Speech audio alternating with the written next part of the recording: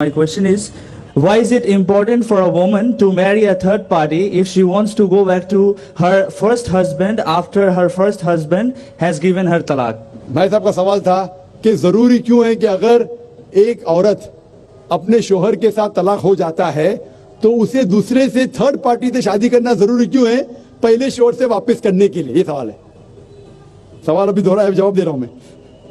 ये लोगों को गलतफहमी है कि अगर मियाँ बीवी का तलाक होता है और अगर वो फिर से शादी करना चाहते हैं, ये गलतफहमी है लोगों की कि उसको तीसरे से शादी करना फर्ज है।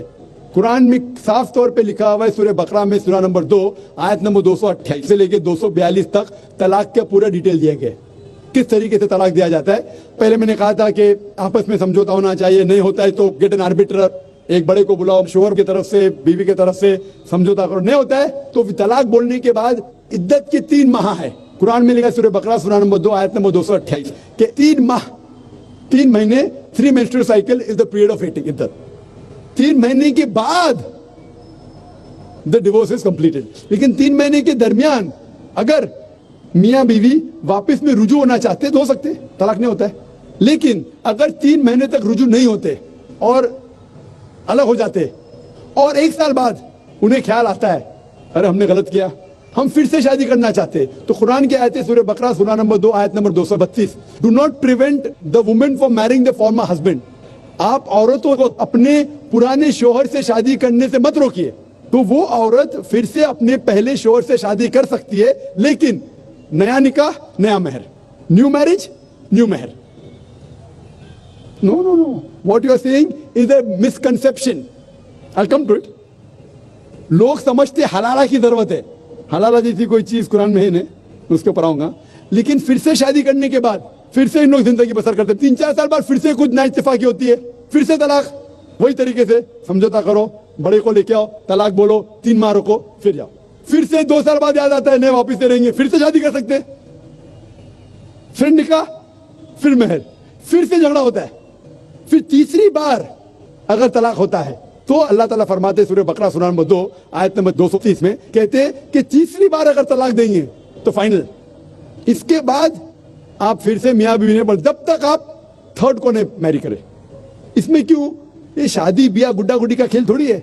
बचपन में गुड्डा गुड्डी का खेल में शादी करो फिर से तलाक दो, एक दिन में 10 बार शादी कर सकते, बराबर ना? ये जिंदगी गुड्डा गुड्डी का खेल थोड़ी है।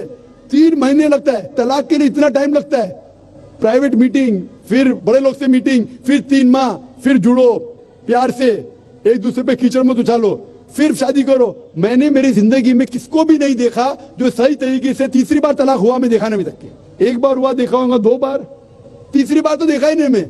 ये अगर आप गुड्डा गुड्डी का खेल करते तो फिर 1 बार आपने रिजेक्ट किया, 2 बार रिजेक्ट किया, 3rd बार फाइनल, फिर आप दूसरे से शादी करो।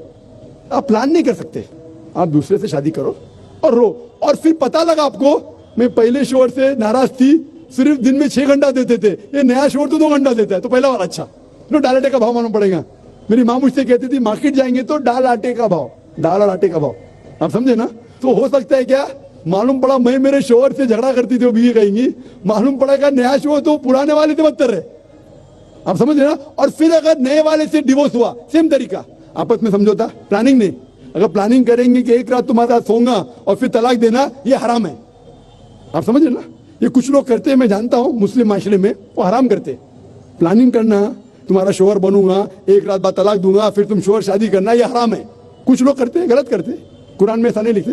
तो अगर तीसरी बार तलाक के बाद या पहली तलाक के बाद भी, पहले बार तलाक दिए, दूसरे से शादी किए, फिर पता लगा सही नहीं, तो वापस जा सकते, आप समझे ना? तो ये जो है जरूरी है थर्ड पार्टी के पास जाना, अगर 3 बार सही तरीके से तलाक हो तो इस्लाम में इतनी छूट है माशाअल्लाह, और इतना सही मजहब है, it is the most practical way of life. Hope that answers the question.